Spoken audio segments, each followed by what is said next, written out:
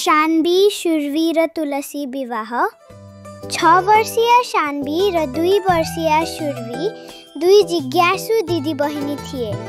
एक बिहान उनीहरूले आफ्नी हजुरआमा र आमालाई घर सफा गर्दै र आँगनमा विशेष तयारी गरिरहेको देखे। केही विशेष? सुरवीले ताली बजाउँदै भनिन्। शान्वीले टाउको हल्लाइन्।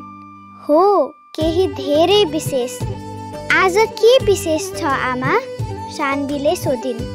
आमाले मुस्कुराउँदै भन्नुभयो, आज हरिबोधिनी एकादशी हो छोरीहरू। यो एकदमै विशेष दिन हो जब हामी तुलसी माताको पूजा गर्छौँ। शान्वी र सुरवीले आँगनको बीचमा रहेको तुलसीको बोटलाई हेरे। त्यसलाई रातो कपडा र फुलहरूले सजाइएको थियो। हजुरआमा, यो बोट किन यति विशेष छ? शान्वीले सोधिन्, जबकि सानी सुरवीले चम्किलो रङहरूतिर औँल्याइन्। हजुरआमाले भन्नुभयो, यो तुलसी माता हुन्। आजको दिन भगवान विष्णु 4 महिनाको लामो निन्द्राबाट बिउजनुहुन्छ।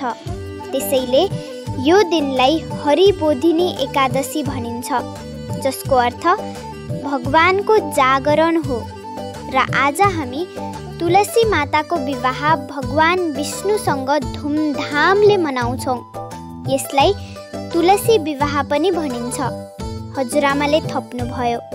शान्वी र सुरवी उत्साहित भए। वाह, बिहे! के हामी पनि मद्दत गर्न सक्छौँ? शान्वीले सोधिन्। आमाले उनीहरू दुवैलाई एउटा एउटा सानो फुलको माला दिनुभयो। ल, यो माला तुलसी मातालाई चढाऊ। शान्वीले बिस्तारै र आदरपूर्वक आफ्नो फुलको माला तुलसीको बोटमा चढाइन्। उनलाई धेरै खुसी लाग्यो। त्यसपछि आमाको सहयोगले सानी सुरवीले पनि आफ्नो माला चढाइन् अनि सबैले मिलेर पूजा गरे। उनीहरूले दियो बाले, फलफुल चढाए र भजन गाए। पूजापछि हजुरआमाले भन्नुभयो, आजको दिन व्रत बस्नाले र तुलसी माताको पूजा गर्नाले घरमा सुख, शान्ति र भगवान विष्णुको आशीर्वाद प्राप्त हुन्छ। शान्वी र सुरवीले अब हरिबोधिनी एकादशीको महत्त्व बुझे।